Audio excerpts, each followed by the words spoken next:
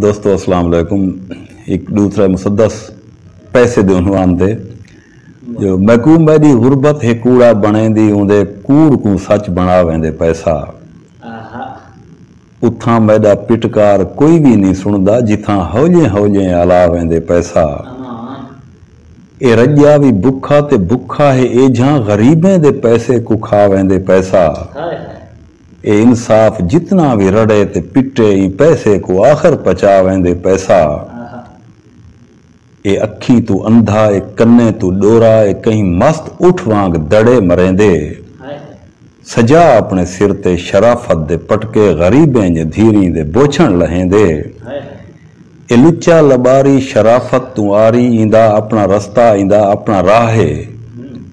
शरीफें दे सिर ते गुनाह कूड़े थप्पे कमीने को हथों करे बेगुनाहे। तवैफें दे सिर तो ए वेला वतीजे ते मजदूर मजदूरियां कर कर तबाहे।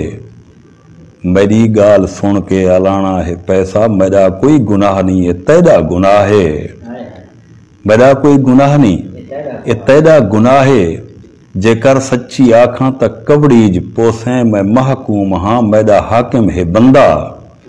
मैं खुद रोज कई कई हथें चू गुजरदा मैं मजलूम हिम्मी ते जालिम है बंदा।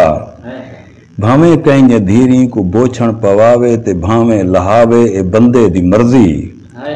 मैं जिथा भी होवा मेरा हिको रूप है मैकू जिथा लावे ए बंदे दी मर्जी।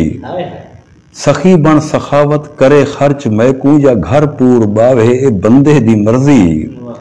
ए बंदा जेकर पुत्र बंदे दा बन के ते रोंदे खिलावे ए बंदे दी मर्जी।